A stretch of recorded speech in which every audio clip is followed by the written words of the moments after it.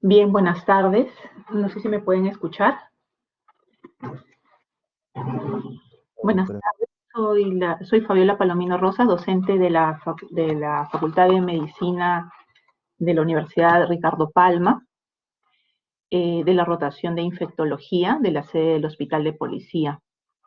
Entonces vamos a comenzar de acuerdo a la unidad didáctica, al sílabo, con la primera clase de la rotación de infectología, que se titula Tuberculosis pulmonar y extrapulmonar.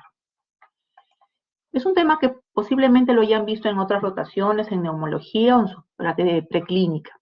En realidad, la primera parte va a ser recordaris de todo lo que ustedes han ido aprendiendo durante estos años. Y podemos decir cuál es la definición de la operacional de la tuberculosis pulmonar y extrapulmonar. Sabemos que la tuberculosis pulmonar compromete específicamente la vía respiratoria baja y la extrapulmonar todos los órganos que están fuera de ella, ¿no? Puede ser pleura, ganglios, de tuberculosis enteral o peritoneal o enteroperitoneal, de tracto geniturinario, gastrointestinal, piel, articulaciones, huesos, meninges, retina, etc. Entonces, vamos a recordar también que el agente etiológico de esta patología es el Mycobacterium tuberculosis. En un 99% produce infección en el ser humano. Y el Mycobacterium especie bovis, en un 1%, produce esta infección en el ganado. Conocemos también que el complejo Mycobacterium tuberculosis consta de 5 especies.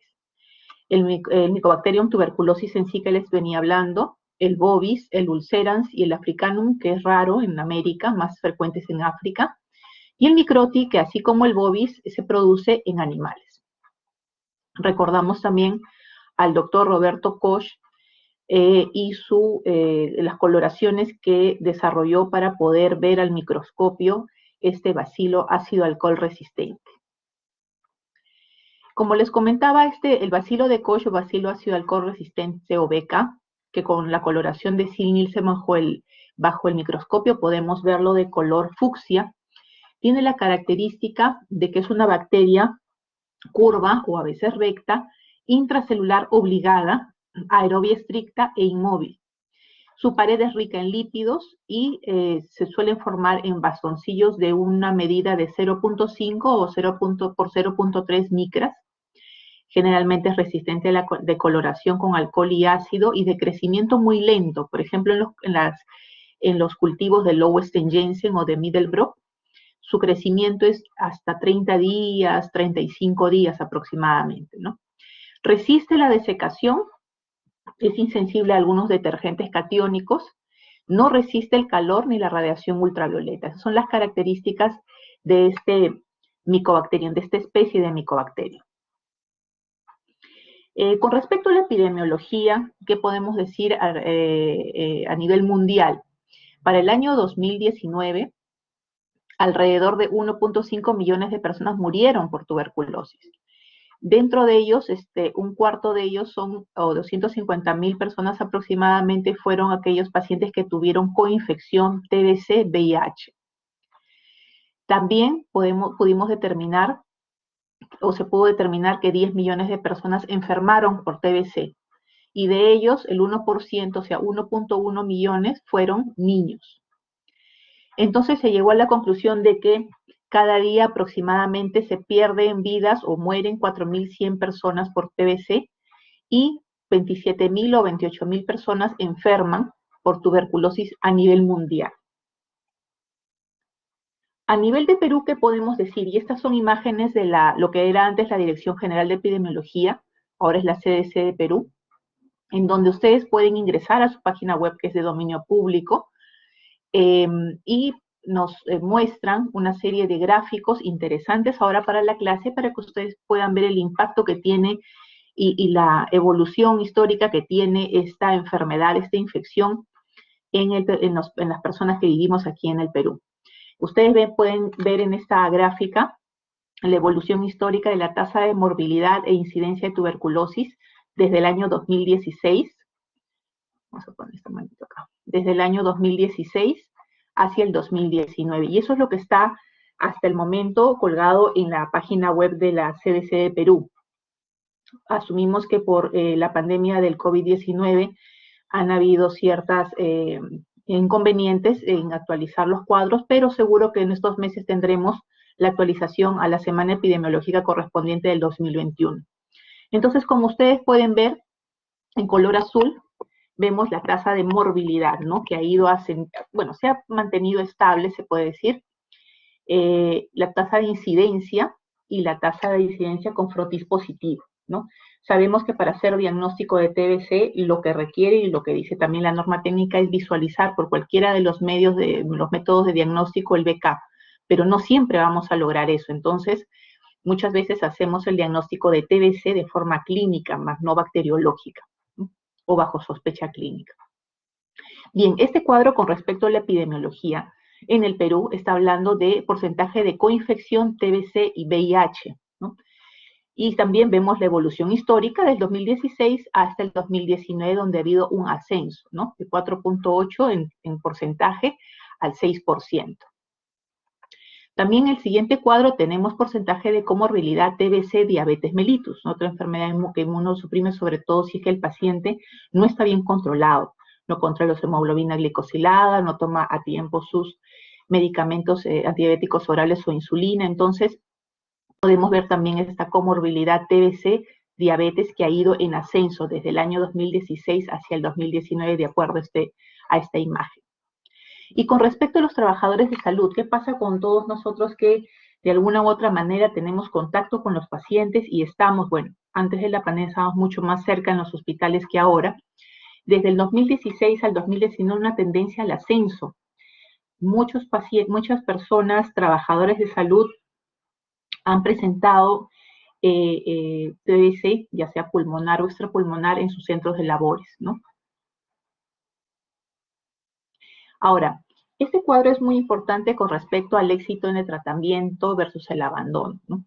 Cuando nosotros vemos esta línea en azul fuerte son los pacientes que han tenido éxito en el tratamiento. Y esta de abajo es en el abandono. Entonces, el abandono felizmente es poco, pero no debería existir. Más aún con la estrategia DOTS que se ha instalado hace mucho tiempo aquí en el Perú, que es observar la administración de la droga o de los medicamentos antituberculosos en boca. Es decir, el paciente va al centro de salud y el mismo personal de salud se encarga de administrarle la medicación con fluidos, ¿no? Que el mismo paciente lleva al centro de salud, las 11 pastillas que generalmente son el esquema con el cual se inicia el tratamiento, ¿no? Bien, este cuadro o esta gráfica es para poderles demostrar la tasa de incidencia de TBC en el Perú. Es lo último que tenemos con respecto a regiones y en macro, ¿no? Hasta el 2018 tenemos en las zonas en rojo son los que se han notificado más casos de TB y ustedes pueden ver casi toda la selva. Lima e Ica son los lugares donde se han notificado hasta esa fecha más casos de pacientes con tuberculosis. Y esto se debe a que la toma de muestra debe quedar en disputo, cuando estamos hablando obviamente de TBC pulmonar, ha tenido mayor propagación, es decir, de repente también la presencia de los médicos ocupacionales en esas regiones, las actividades mineras u otras actividades comerciales hacen que estos médicos ocupacionales, una vez que el personal ha entrado a trabajar, continuamente les estén realizando despistajes de TB, ha hecho que posiblemente aumenten las tasas de incidencia de TB porque están buscando más casos, ¿no? En cambio, las zonas en naranja o amarillo, que son las zonas de la Sierra Central sobre todo, son los que tienen alto riesgo, y en verde son las que tienen menos riesgo, es decir, la notificación de casos de TBC ha sido menor. Este cuadro todavía lo tengo aquí en las presentaciones porque a la fecha no tenemos estos datos tal cual están manifestados hacia el año 2015, que es cuántas mujeres y cuántos hombres y en qué rango de edades es más frecuente la notificación de casos de TBC, y esto se sigue manteniendo de alguna manera igual. Por eso es que todavía aún pongo esta imagen, ¿no? En realidad, hacia esa fecha, el 66% de los casos de los pacientes dice que entre 15 a 44 años han tenido, en este rango han tenido más casos de notificación de TBC y es más frecuente en este grupo de pacientes varones. Ahora con respecto a TBC extrapulmonar, ¿no? Dentro de todos los órganos que puede, fuera del pulmón, que puede complicar o que puede producir enfermedad, este bacilo de Koch o el Mycobacterium tuberculosis, está a la cabeza la TBC pleural, la TBC ganglionar, seguida de la TBC meningia, gastrointestinal, urogenital, osteoarticular, de piel y otros. Ahí puede estar, en otros está el pericardio, la laringofaringia, etc. Muy bien, entonces, para recordar, ¿qué es la tuberculosis pulmonar? Es la presencia del Mycobacterium que ingresa generalmente y en un porcentaje muy alto, casi un 99%, por la vía respiratoria. Corresponde al 80-85% de todos los casos de TBC en global, es decir, tanto pulmonar como extrapulmonar.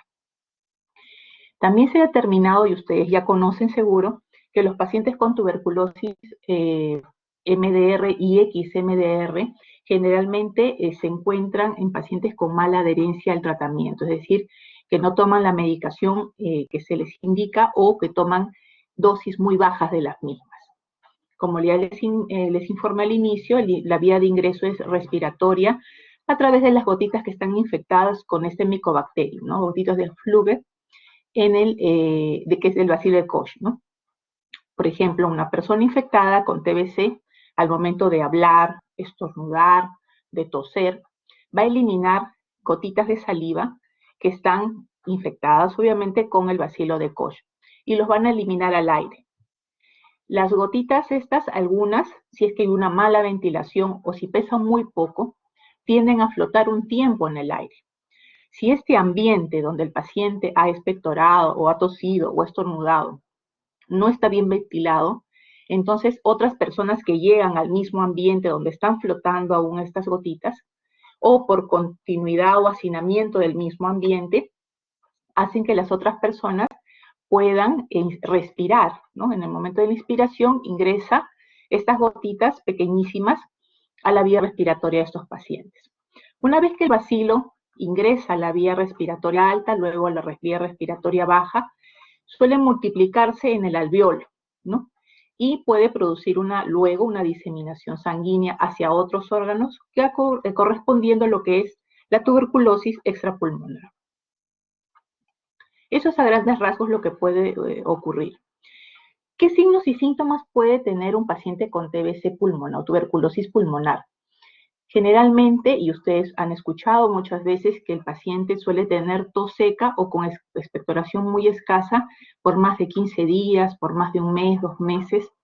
Puede estar asociado o no a baja de peso, a hiporexia, puede haber fiebre, malestar general, cansancio, dificultad para hacer alguna actividad o para ninguna actividad, incluso en reposo, tos con sangre y sudoración, sobre todo en las noches. Estos signos y síntomas, como ponemos en la lámina, son más notorios en pacientes que tienen otras comorbilidades. Ojo que todos estos signos y síntomas no necesariamente tienen que estar todos en un solo paciente. Hay muchos pacientes que teniendo tuberculosis solamente tienen tos seca por largo tiempo.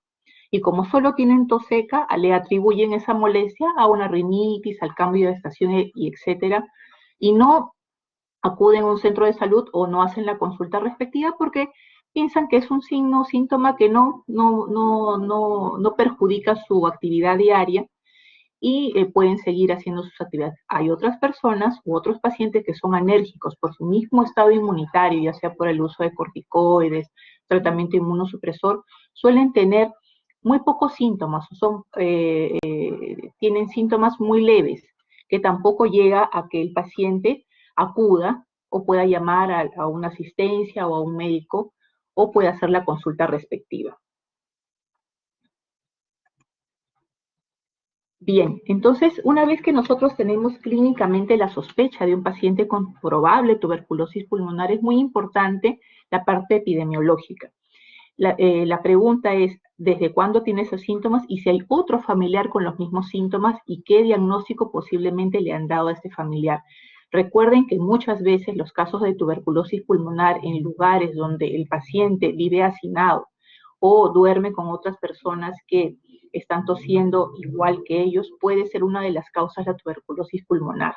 Y es muy importante saber si los otros familiares tienen el diagnóstico y aún así están recibiendo tratamiento. Eso nos puede ayudar al diagnóstico e incluso al tratamiento hasta ver la sensibilidad de los cultivos.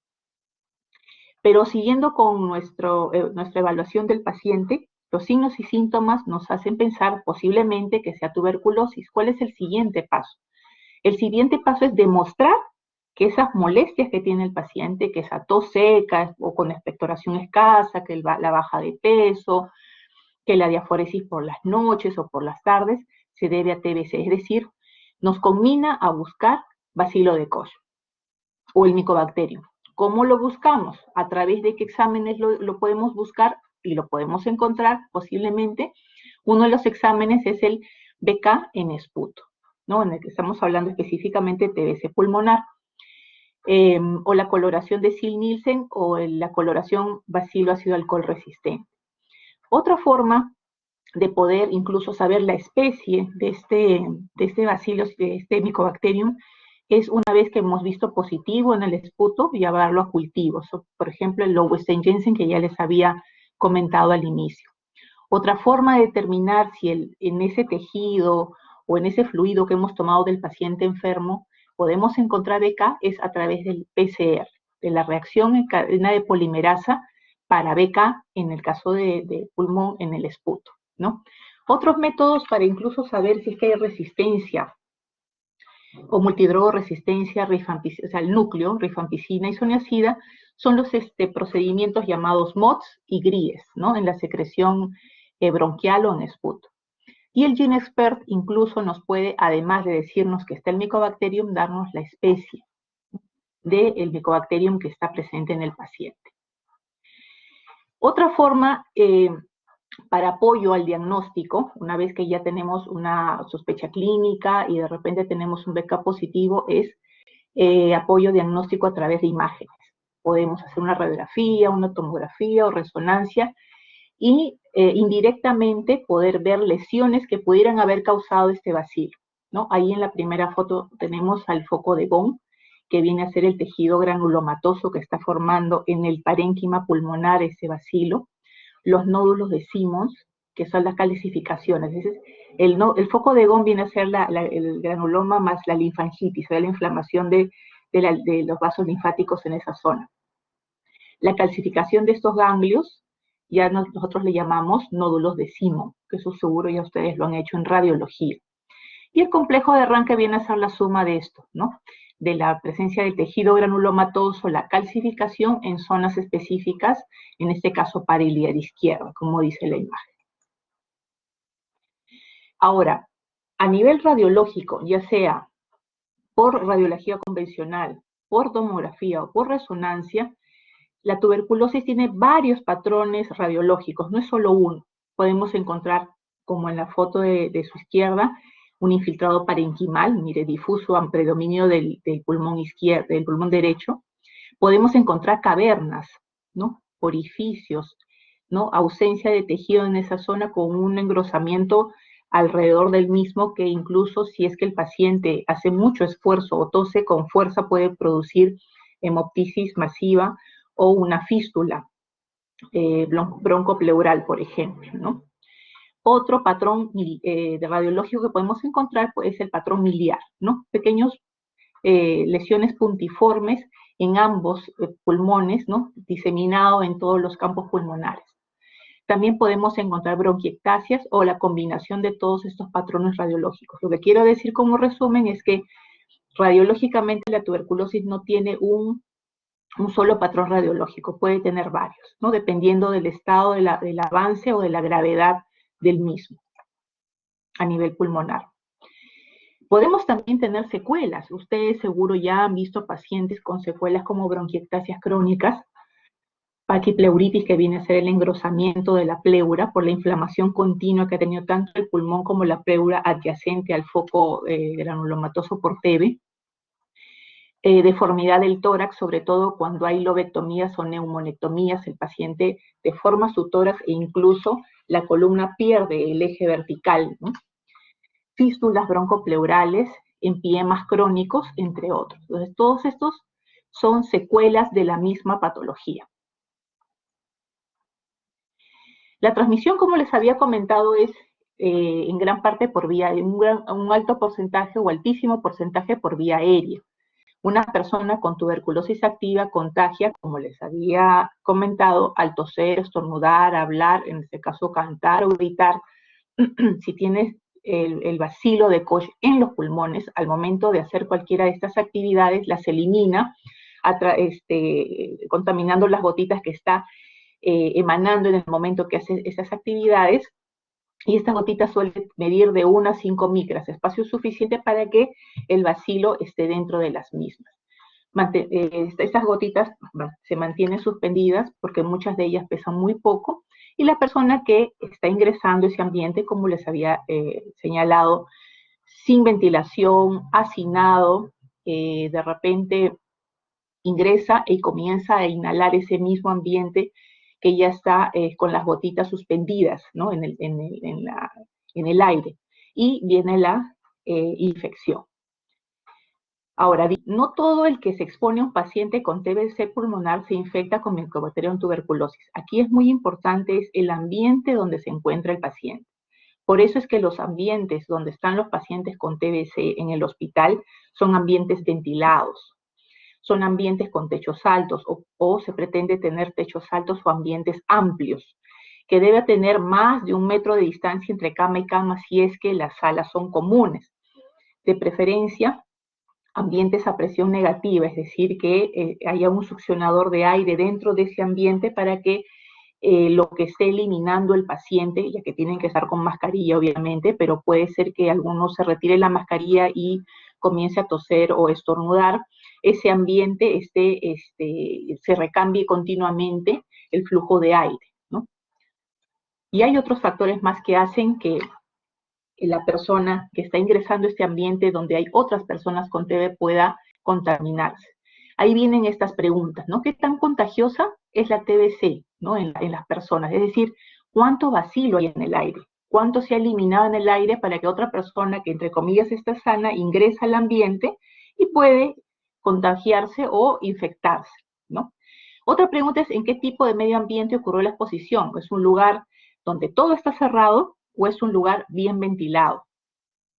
¿Qué tan prolongada fue la exposición? ¿Es un personal de salud que trabaja 24 horas y no sale, solamente sale sábados y domingos?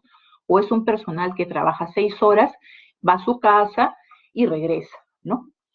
¿Qué tan virulento es el bacilo? Es decir, ¿es un bacilo multidrogo resistente de un paciente con MDR o es un XMDR? ¿No? Esa es otra pregunta que nos tenemos que hacer. ¿Y qué tan susceptible es el huésped? Es decir, características del huésped que hagan que el bacilo no sea controlado por su sistema inmune y más bien se quede y produzca enfermedad. Llámese pacientes con diabetes mal controlada, uso de corticoides, de inmunosupresores, pacientes con neoplasia, con o sin quimioterapia, pacientes con patología, con una colagenopatía, pacientes postquirúrgicos en donde haya habido, por ejemplo, extracción de vaso, ¿no? Pacientes que estén con alguna patología inmunitaria que aún no lo sepan, porque muchos de ellos dicen, pero si yo soy sano, pero si mi familiar era sano, no sabemos, ¿no? Muchos de ellos tienen patologías que no se manifiestan a cierta edad y luego en el transcurso del tiempo comienzan a manifestarse como tal. Entonces, todo esto es importante como factor de conocer como factor de riesgo para que una persona se pueda infectar y hacer la enfermedad, o solamente infectarse y el sistema inmune de esta persona limita la propagación del bacilo y queda como infección, se controla, se calcifican esos ganglios, la linfagitis se controla y no pasa a la enfermedad en sí. Ahora, esto es para ya reforzar lo que hemos visto en las láminas anteriores. Dice, ¿cuáles son los resultados probables luego de la exposición de TBC? hay un 70-90% que no se infecta. Hay un 10 a 30% que sí se infecta. Y de este grupo, la mayoría, el 90%, queda en una TBC durmiente, o sea, latente, ¿no? Lo que llaman TBC latente, que no suele tener enfermedad, que no infecta a otros y que suele sentirse bien, ¿no? No tiene molestias. Pero de este grupo de infección de 10 a 30%, el 10% hace la enfermedad, es decir, hace la tuberculosis activa. Ahora, de este grupo de TBC latente que no tiene molestias, que no contagia a otros y que ha controlado muy bien la diseminación de ese bacilo en el organismo, por algún motivo en el transcurso de su vida, por cualquier otra patología, estrés, cirugía traumática, accidente, algún accidente severo, presencia de la diabetes, o que tenga neoplasia, o que presente una colagenopatía, puede ser que esta micobacteria que está durmiendo, ¿no? Que esta TBC que está latente, se reactive y se vuelva una TBC activa. Eso sí puede ocurrir también. Entonces, los bacilos tuberculosos, la primera línea de reconocimiento serían los macrófagos, que fagocitan este bacilo de alguna u otra manera y hacen todo lo que ustedes conocen como el granuloma, ¿no? Una serie de células alrededor del mismo que se van empotrando unas sobre otras para impedir que este bacilo se disemine, ¿no? En algunos de ellos son pequeños granulomas y se queda ahí la infección, ¿no? Cura sin infección. Hay otros que la cantidad del bacilo o la virulencia de este bacilo, si es un NDR, por ejemplo, sobrepasa la capacidad de respuesta inmune del paciente, entonces hay una progresión local o diseminación, ya sea, si estamos hablando de pulmón a pleura, por ejemplo, o de pulmón a ganglios, ¿no? Ahora, luego de esta presentación, los macrófagos pasan y les dan el pase a el desarrollo de la inmunidad celular o hipersensibilidad retardada. Entonces, donde ya específicamente sale una línea de células que van a controlar la infección si es que ha avanzado, o si es que este sistema de inmunidad celular está venida menos, van a permitir que progrese la enfermedad, ya sea de forma precoz o de forma tardía. Ahora, vamos a hablar también de tuberculosis extrapulmonar. La tuberculosis extrapulmonar corresponde del 15 al 20% de todos los casos de TBC. Sobre todo con la presencia del VIH y SIDA, las formas sistémicas o de órgano extrapulmonar han ido en aumento. Y esto asociado sobre todo a patologías que inmunodepriman al paciente, como les había dicho anteriormente, pacientes que toman corticoide por N motivo o patología, ingesta de alcohol, neoplasia, diabetes, cirrosis, falla cardíaca, falla renal, cáncer con o sin quimio, radioterapia, malnutrición. Esos son los factores de riesgo propios del paciente. Entonces, habíamos visto un cuadro de la Dirección General de Epidemiología en donde la TBC extrapulmonar, la más frecuente en el Perú hasta el 2015, era la TBC pleural. Entonces vamos a comenzar a desarrollar los órganos en forma descendente en cuanto al compromiso. La TBC pleural es una complicación más frecuente de la TBC postprimaria, generalmente en personas jóvenes. Suele presentarse como una pleuresía o un derrame pleural cerofibrinoso o presencia de pus, empiema. Y esto se debe a una ruptura de un foco granulomatoso pulmonar adyacente o una diseminación linfohemática o foco contiguo, por ejemplo, de ganglios alrededor, ¿no? O cercanos a la pleura. Puede presentarse de forma aguda, muy similar a una neumonía, o a una forma subaguda, donde hay un dolor pleurítico continuo, con irradiación al hombro, del lado del pulmón que está comprometiéndose o de la pleura, y fiebre, ¿no? Al examen físico ustedes van a encontrar que la ampliación en ese lado del emitórax donde está presentándose esta inflamación de la pleura y la presencia de líquido, va a estar disminuida la ampliación.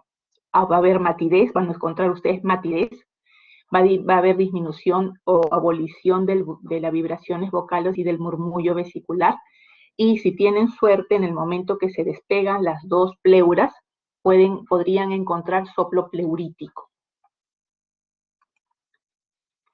Si la TBC o el bacilo de Koch o el Mycobacterium está lesionando la pleura, entonces lo que yo tengo que hacer para poder determinar si este es el germen que está produciendo este derrame o esta inflamación de la pleura, es el bacilo de Koch, entonces tengo que ir en su búsqueda, ¿no? ¿Cómo yo puedo encontrar? O sea, ¿qué exámenes o qué exámenes auxiliares podría yo realizar? Si yo determino que hay una curva de Damasio en la radiografía, si hay matidez en una base de los emitórax, entonces, y una radiografía donde veo derrame, ¿no? O presencia de una opacidad en base, entonces lo correcto es determinar si este fluido es líquido o esta imagen es sólida o está tabicada. Uno de los exámenes es la radiografía, pero no vamos a ver derrame recién cuando el volumen es aproximadamente más de 300 centímetros. Entonces, la tomografía también me ayuda a ver si es que hay líquido menor esta cantidad e incluso me puede orientar si es que este líquido está tabicado, ¿no? Si hay algunas otras lesiones como cavitación pulmonar.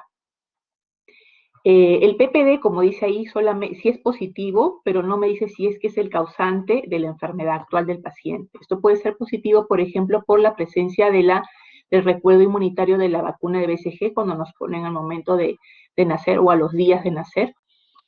Y otro procedimiento que nos puede ayudar a buscar el bacilo de Koch en pleura es realizar una toracocentesis, es decir, obtener líquido o fluido de esa área donde está comprometida y en ese líquido pedirle beca directo o coloración BAR, o sea, bacilo ácido alcohol resistente. Puedo pedirle PCR de BK en ese fluido. Puedo pedir ADA en ese fluido. Y también puedo aplicar los criterios de Light. Previamente les tomo en sangre al paciente proteínas y LDH en sangre, ¿no? Para poder relacionarlas con las proteínas y el LDH en líquido. Y me puedo orientar a ver si es que es un paciente con ese líquido, es un exudado o es un trasudado. La citología también es importante. Hay muchas patologías neoplásicas a nivel de pulmón o de pleura que pueden dar un cuadro muy similar al de la TB. Entonces también no perdamos la oportunidad. Si tenemos la ventaja de poder hacerle toracocentesis al paciente, pedir un Papa Nicolau en ese líquido para demostrar si hay células neoplásicas o no. Entonces aquí están los exámenes específicos para determinar si ese líquido tiene bacilo de Koch. Beca directo, como les había dicho, en la pleura, cultivo. La anatomía patológica y cultivo de pleura por biopsia es positivo incluso en un 70-90%. Y ADA, esta enzima también nos ayuda a que si está por valores por más de 35 o 40, una de las primeras causas de ADA muy elevado en esta cavidad pleural es TBC. Y nos ayuda al diagnóstico también.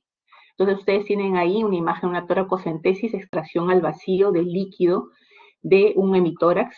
Luego tienen ustedes un PPD, que generalmente en pacientes inmunocompetentes es positivo cuando la pápula a las 48-72 horas es más de 1 centímetro, pero si el paciente es inmunosuprimido, es positivo con más de 5 milímetros. Y el derrame pleural izquierdo con la curva de Damasio que les había mencionado anteriormente. Eso es con respecto a TBC pleural. Seguimos con la TBC ganglionar, ¿no? Es producido generalmente por la extensión de TBC hacia los ganglios regionales, ¿no? De un órgano a otro, en este caso ganglios, o también puede ser por una diseminación linfohemática. Es más frecuente, aunque no siempre vamos a encontrarlo ahí, pero es más frecuente encontrarlo en el cuello. Y estos suelen a veces fistulizarse, lo que le llamamos escrófula, ¿no? Que se dirige se abre este ganglio, esta masa que ustedes ven acá en la región cervical, se abre, se ulcera y fistuliza y comienza a emanar un líquido amarillento verdoso, incluso si es que está sobreinfectado, ¿no? ¿Cómo es la clínica? O sea, ¿qué vamos a ver o cómo viene el paciente? Ustedes ven estas fotos en donde el paciente va a referir asimetría a simple vista en la región cervical. Y cuando ustedes van a abordar la zona, el paciente va a referir que sienten una masa que ha ido creciendo en el tiempo y que es muy dolorosa, que es poco móvil, a veces dura o pétrea, y que tiene estos signos inflamatorios, ¿no? Está eritematoso, está caliente, es doloroso al tacto. Esto asociado a fiebre, por ejemplo, nos puede hacer pensar en TBC ganglionar y también tenemos otros diagnósticos diferenciales, ¿no? Puede ser un absceso o de repente preguntar al paciente si es que ha tenido alguna intervención de cavidad oral para que puedan hallarle la relación con la presencia de esta masa en el cuello. Ahora, no solamente TBC ganglionar lo vamos a encontrar a nivel cervical, como les decía, podemos encontrarlo esta TBC puede inflamar cualquier otro ganglio en cualquier parte del cuerpo. Puede ser a nivel axilar, puede ser a nivel inguinal. Nosotros hemos tenido en el hospital de policía TBC ganglionar a nivel del hilo hepático, ¿no? A través de una biopsia. Fue muy difícil el diagnóstico. Entonces, la TBC ganglionar más frecuente y más accesible es la del cuello, pero no solamente ahí, es la más frecuente, pero tenemos otros lugares donde también puede afectar, la TBC puede afectar los ganglios. Entonces, esa masa, ¿de qué está compuesta? Cuando uno ve una masa, yo digo, este paciente puede tener TBC ganglionar porque tiene otros signos, no necesariamente no tiene tos, tiene fiebre, tiene familiares con TB. Entonces, lo que tengo que hacer es para determinar si en esa masa está la TBC, o sea, está el bacilo de Koch. Entonces, tengo que hacer una biopsia para anatomía patológica, para estudiar, o sea, qué contiene esa masa que está creciendo ahí. Y generalmente, si es TB, lo que vamos a encontrar es este tejido granulomatoso. Como les decía al inicio, el organismo trata de alguna u otra manera de detener la diseminación de este bacilo, ¿no? Ven ustedes el bacilo acá y se van apilando una línea de células y otra más que ustedes conocen como células de Langerhans, multinucleadas, células, tejido caseoso en el centro, macrófagos diferenciados, etcétera, de tal forma que forman una especie de ovillo de capas de protección que le llamamos granuloma para que justamente ese bacilo no salga de ese encierro y no disemine o no infecte más otros órganos del paciente.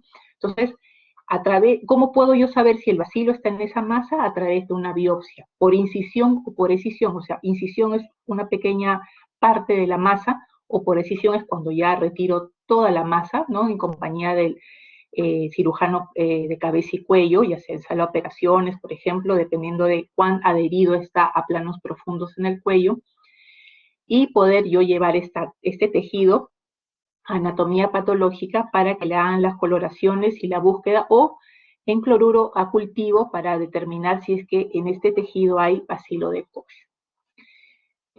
Una vez que ustedes tienen el diagnóstico, es importante obviamente darle tratamiento. Recuerden esto, a veces casi el 60-70% de pacientes con TBC ganglionar, cuando comienzan el tratamiento para la TBC, o sea, para la tuberculosis, estos ganglios suelen aumentar de tamaño y no siempre va a significar que estamos yendo mal en el tratamiento.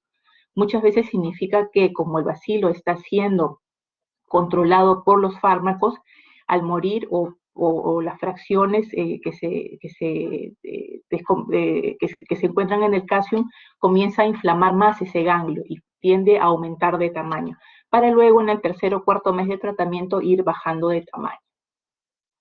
Incluso hasta con el tratamiento, algunos ganglios, ganglios inflamados suelen fistulizar, ¿no? Y eso también tiene que explicarle al paciente. No necesariamente estamos detrás de un tratamiento inadecuado, sino que es la misma reacción del cuerpo y del bacilo ante el tratamiento para TBC, en este caso TBC ganglionar. Otra TBC extrapulmonar es la TBC meningia, que suele ser subaguda, y que aquí sí es importante que ustedes tengan en cuenta iniciar el tratamiento pronto, porque las secuelas son muy severas, ¿no? El paciente puede quedar con bradilalia, bradisiquia, dificultad para articular las palabras, para movilizar algunas extremidades, dependiendo dónde ha estado lesionando o qué área del encéfalo ha estado lesionando, o si a su vez la TBC meningia se asocia con un tuberculoma encefálico, ¿no? Las complicaciones que puede tener la TBC meningia puede ser, como le digo, tuberculomas o el mal de Pot, ¿no? Compromiso tuberculoso de las vértebras. Esta TBC puede ser producido por la especie de Mycobacterium tuberculosis obovis y su diseminación suele ser hematógena o por foco contiguo, ¿no? La clínica es muy similar a la de una meningitis bacteriana, o sea, a la de cualquier irritación bacteriana. Puede haber fiebre, puede haber cansancio, cefalea, alteraciones de los pares craneales, náuseas, vómitos, síndrome de hipertensión endocraniana, déficit focal, convulsiones, etcétera. Entonces, estos datos en una evaluación clínica, ya sea en emergencia, nos tienen que hacer pensar en que la meninge o el sistema neurológico está comprometido. Entonces, es muy importante definir si esta lesión, esta meningitis es bacteriana, es viral o es de TB. Cualquiera de ellas puede dejar secuelas muy severas. Por eso es importante que ustedes reconozcan el compromiso meningio infeccioso y le den tratamiento pronto, para mientras están ustedes iniciando tratamiento, determinar cuál es el agente etiológico de esa meningitis y puedan tratar correctamente al paciente. Sobre todo se sospecha, como les decía, en pacientes con inmunosupresión o con antecedentes de TBC. El diagnóstico, sobre todo, se da a través del estudio del líquido cefalorraquídeo por la punción lumbar. Ojo que es muy importante que ustedes, antes de hacer una punción lumbar, verifiquen que no haya edema de encéfalo, ¿no? Para que cuando ustedes hagan la punción, el cerebro o el encéfalo no se enclave. Entonces, eso lo pueden saber ustedes a través de un fondo de ojo, si hay edema de papila, o si tienen ustedes la facilidad y la posibilidad de realizarle un estudio de imágenes como tomografía o resonancia, para ver además compromiso de otra parte del encéfalo, sería ideal. Una vez que ustedes han corroborado que no hay hipertensión endocraniana, pueden proceder a la punción lumbar. Si hubiese hipertensión endocraniana, controlen y mientras van dando el tratamiento para meningitis bacteriana, que es la más frecuente, siempre con corticoide previo al tratamiento. Ahora, si quieren ya diagnosticar TBC meningia al líquido cefalorraquídeo, ¿qué le tienen que pedir? Le pueden pedir beca directo y cultivo del líquido, que es muy escaso, también no es mucho lo que van a ustedes retirar a través de la punción lumbar. ADA, si es que se puede hacer estudio citológico y bioquímico, y diagnóstico diferencial con otros agentes etiológicos, para hongos con tinta china, para criptococosis, torch, gram y Papa Nicolau si es que está asociada a alguna neoplasia. Entonces, estas son las características normales de un líquido cefalorraquídeo. Muchas de ellas se parecen, entonces es muy importante que ustedes sepan distinguir la TBC meningia de un líquido que produce meningitis de tipo bacteriano, ¿no? Las de tipo bacteriano, ustedes van a ver que las células que predominan son polimorfonucleares en altas cantidades, mientras que la TBC, disculpen, acá se ha corrido un poco, es TBC, tuberculosa, dice acá, las células que predominan, los leucocitos que predominan son mononucleares, ¿no? Por eso es que tienen que echar mano de los otros exámenes para definir bien cuál es el agente etiológico. Es muy importante entonces que iniciemos tratamiento pronto y además acompañemos ese tratamiento con corticoides. Otra tuberculosis extrapulmonar es la TBC intestinal, la TBC peritoneal o la TBC intestinal y peritoneal, ¿no? Entonces, en estos casos, nosotros tenemos que tener en cuenta que puede producir lesiones, cuando estamos hablando de intestinal, a nivel del ilion o del ciego, ¿no? E inflamar estas zonas e incluso perforarlas, ¿no? Por el compromiso severo de los ganglios a nivel de estos tejidos. En la TBC intestinal vamos a encontrar dos formas clínicas, una ulcerativa, que se puede perforar incluso, y otra hiperplásica. La ulcerativa generalmente está asociada a presencia de sangre en las heces, por ejemplo, que es un diagnóstico diferencial, mientras que la forma clínica hiperplásica suele tener un cuadro clínico como de obstrucción intestinal. Eso nos ayuda bastante al diagnóstico o a la orientación del diagnóstico. En la TBC intestinal, el paciente va a tener dolor abdominal, difuso, náuseas, alteraciones en el ritmo evacuatorio, es decir, a veces está con diarrea, a veces estreñido o a veces hace deposiciones normales, sangre, baja de peso, fiebre, malestar, hiporexia, que son datos muy generales, ¿no? Mientras que a nivel peritoneal lo que manda es la presencia de líquido, hay ascitis, porque es el peritoneal inflamado, entonces lo que vamos a ver es un paciente que va a haber distensión abdominal con signo de oleada positivo y que nos va a permitir realizarle una paracentesis para el estudio de líquido peritoneal y hacer los mismos exámenes que habíamos señalado para los otros órganos, beca directo, PCR, ADA, biopsia, cultivo, para beca. ADA también. Aquí tenemos entonces, en el caso de una TBC peritoneal, la distensión marcada del abdomen con el líquido que es inflamatorio, que es secundario a la inflamación o a los gránulos de mijo que ustedes ven en la foto de la derecha y que está haciendo que se produzca gran cantidad de líquido peritoneal, más de lo normal. Y a través de la paracentesis yo puedo obtener este líquido y puedo evaluarlo y estudiarlo. Tanto en la TBC intestinal como en la peritoneal, los exámenes de laboratorio para el diagnóstico son importantes. Para la intestinal es importante que estemos acompañados de un gastroenterólogo para que podamos hacerle un estudio por una endoscopía baja, ¿no? Y la idea es ubicar la lesión y posibilidad de hacer una biopsia con la seguridad extrema de que no va a sangrar y poder enviar ese tejido a cultivo y a PCR, por ejemplo, ¿no? Mientras que en la peritoneal es importante obtener el líquido peritoneal y hacerle los estudios respectivos para encontrar o en la búsqueda de el bacilo de Koch. Otra TBC extrapulmonar es la genitourinaria. Generalmente se inicia en la corteza del riñón o se disemina hacia la pelvis y los uréteres, ¿no? El diagnóstico se puede hacer por un BK directo o un cultivo de orina para BK. Y aquí sí es muy importante, además, tener la posibilidad de hacer estudio de imágenes para ver la magnitud del compromiso de la vía urinaria, ¿no? Vamos a encontrar un uréter arrosariado o lesiones a nivel de la pelvis renal, ¿no? Como comidas de ratón, ¿no? Lesiones que han destruido ya la parte final de la colección de orina a nivel de los riñones. A nivel masculino, además, puede producir orcoepididymitis y a nivel femenino puede producir la obstrucción de las trompas con infertilidad posterior.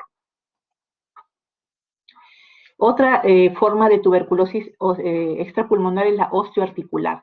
Generalmente va a comprometer los huesos largos y raro en huesos cortos, pero nosotros hemos visto en nuestro hospital, en el hospital de policía, que varios pacientes con VIH han debutado o no sabían que tenían VIH, pero han debutado con TBC ósea a nivel de huesos cortos, por ejemplo, en los huesos del pie, del tarso, ¿no? Y luego, mientras hacíamos el estudio y iniciar el tratamiento, le hacíamos un despistaje de ELISA y salía reactivo y le corroborábamos con Western blot y salía positivo.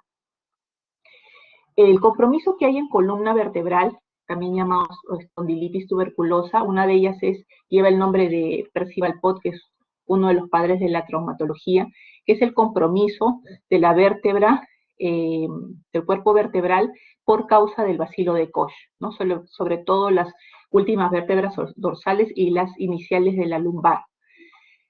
Aquí en este caso, cuando estamos hablando de compromiso ya de columna, puede haber compresión vertebral y lesión medular, que puede llevar a la paraplegia al paciente, dependiendo del nivel de la lesión.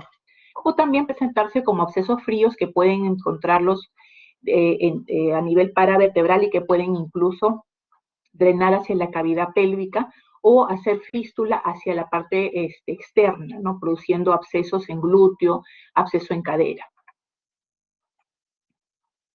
Acá tienen la imagen de una resonancia en donde el canal medular está libre hasta que encuentra esta muesca donde hay un aplastamiento de la vértebra por TBC vertebral, que se interrumpe incluso aquí, se está, ¿no?, cerrando el paso de la médula y luego vuelve a su estado normal, pero aquí en este caso ya habría compromiso de la función motora sensitiva de ese nivel hacia abajo en el paciente.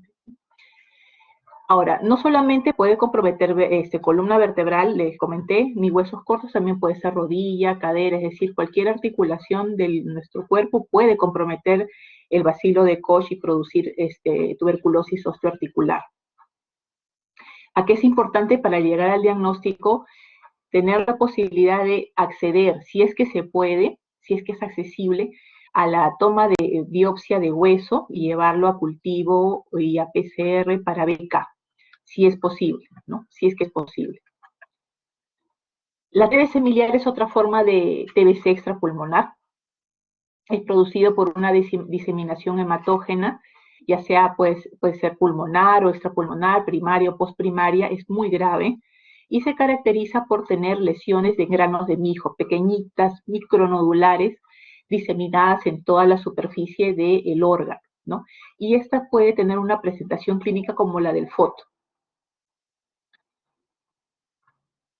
Otras localizaciones, la TBC faringolaringia, la TBC pericárdica, que en el hospital hemos tenido 3, 4 casos, la TBC a nivel de la glándula suprarrenal, o también llamada anteriormente enfermedad de Addison, la TBC cutánea o úlcera tuberculosa, el goma tuberculoso o la tuberculosis verrucosa. Incluso en el hospital hemos tenido en pacientes con VIH 1 o 2 casos de TBC de retina, ¿no?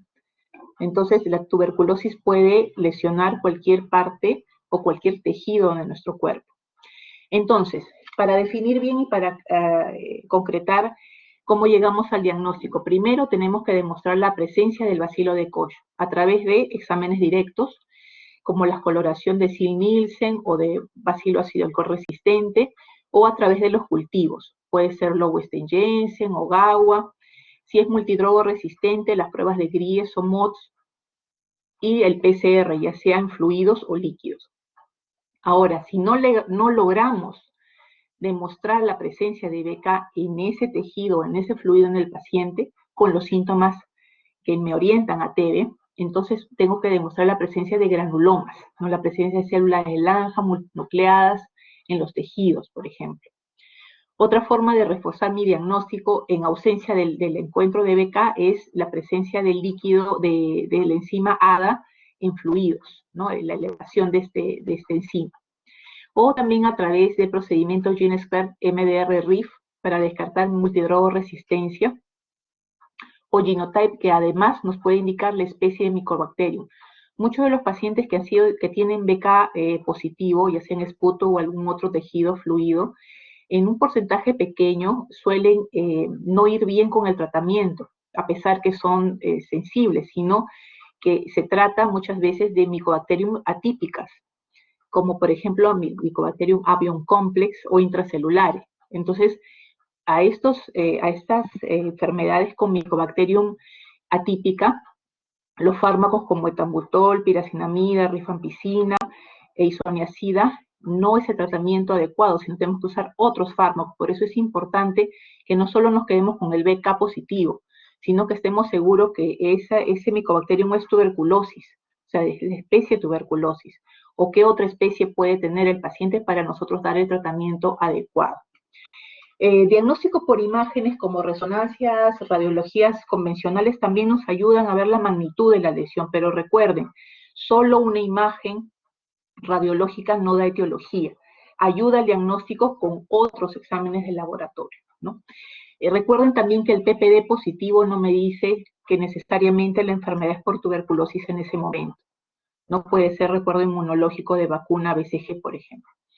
Y sí es importante que nosotros podamos desarrollar la prueba o tomarle al paciente, si es que es posible, la prueba de interferón gamma para descartar TBC latente, sobre todo en pacientes que están inmunosuprimidos o que van a comenzar un tratamiento específico, como por ejemplo los pacientes con VIH o los pacientes con alguna neoplasia o alguna colagenopatía.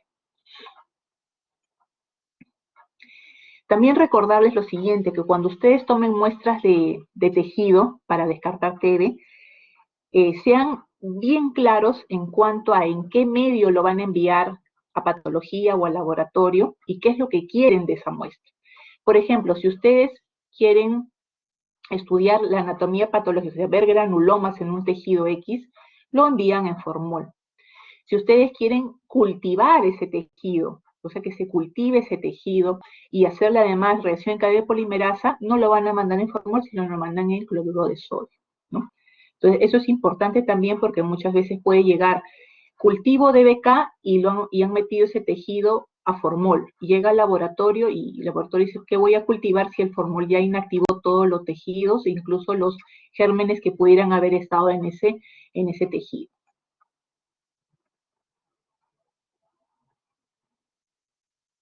Esto es el ADA para que ustedes tengan en consideración que en suero normalmente tiene un valor hasta 20, 25, pero en el resto de órganos hay valores normales. Generalmente el líquido cefalorraquídeo es hasta 9. Si encontramos un paciente con signos y síntomas de TBC, por ejemplo, meningia, y que tiene valores sobre 9, entonces nos estaría orientando a diagnóstico de TB. Y así ocurre lo mismo en pleura, pericardio, en tejido o en líquido articular. Y una vez que ustedes ya llegan al diagnóstico, ya sea bacteriológico o clínico y con apoyo de imágenes y otros exámenes de laboratorio como el ADA, etcétera, viene el tratamiento. Entonces, el tratamiento, con la nueva norma técnica, con su modificatorio del año 2018, ¿qué nos dice? El tratamiento en un pan sensible, en un paciente con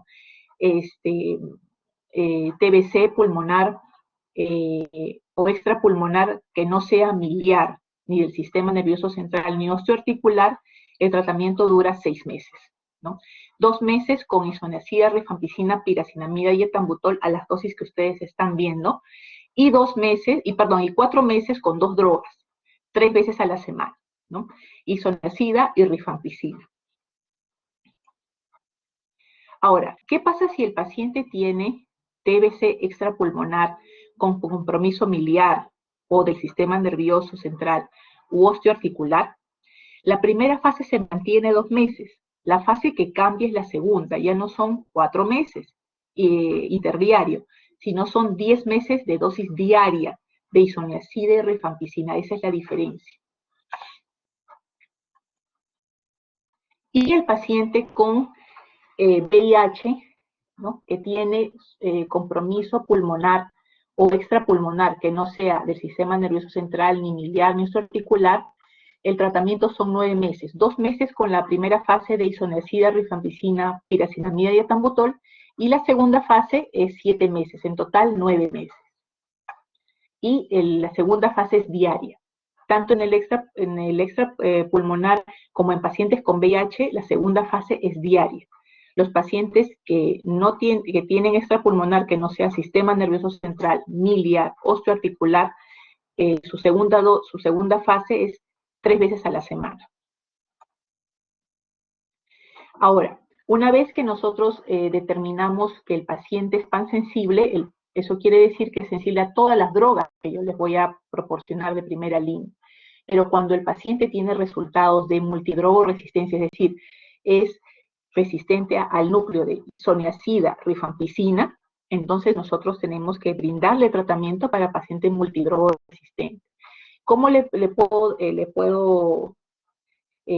o qué fármacos le voy a brindar? Entonces ahí vienen los términos de esquema empírico, que es el que el paciente que tiene contacto con otro paciente TBC, y lo que voy a hacer es, hasta que me lleguen sus exámenes de sensibilidad de este primer paciente, brindarle los fármacos que está tomando el otro paciente, ¿no?, hasta que me llegue la prueba de sensibilidad. El estandarizado es cuando tiene ya el paciente un cultivo positivo, pero todavía no tiene sensibilidad, y el individualizado cuando ya tiene la prueba de sensibilidad y me dice qué fármaco es sensible y qué fármaco es resistente. Otro punto muy importante en el tratamiento es cuando usamos corticoide en el paciente con TBC. Usamos corticoide en el paciente con TBC cuando hay compromiso de serosa o cuando es TBC miliar.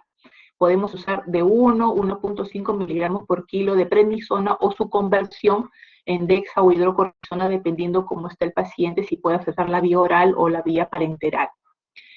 ¿Dónde regulamos las dosis? Las dosis las tenemos que regular en pacientes con insuficiencia hepática o renal y en las gestantes. Y no se olviden de brindarle al paciente piridoxina y piridoxina cuando toman isoniazida por la neuropatía, y cuando también toman cicloserina, brindarle piridoxina como preventivo 50 miligramos. Si ya el paciente con estos fármacos tiene neuropatía, le tenemos que aumentar la dosis a 150 miligramos. Muy bien, esta ha sido la primera clase de TBC pulmonar y extrapulmonar de la rotación de infectología. Y para recordar también que el 24 de marzo es el Día Mundial de la Lucha contra la Tuberculosis, ¿no? El esfuerzo que hizo Roberto Koch por encontrar los medios de diagnóstico, que hasta ahora los venimos utilizando y que nos ha rendido buenos efectos en muchos pacientes, pero con el advenimiento del multidrogo resistente y los XMDR, como que nos hace un poco más difícil el camino de tratar. Muchas gracias. ¿Hay alguna pregunta al respecto? Con respecto a esta primera clase.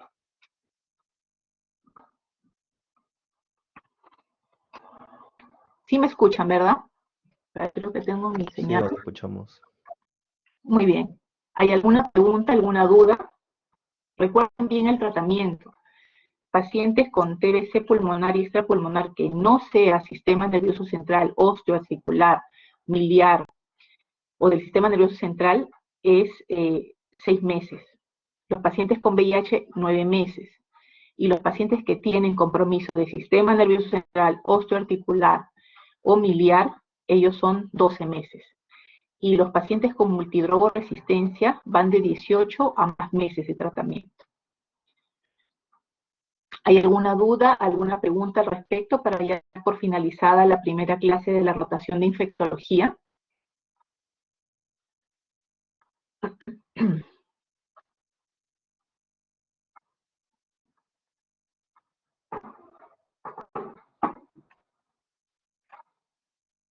Al ¿No? parecer no hay ninguna Entonces, pregunta, doctora.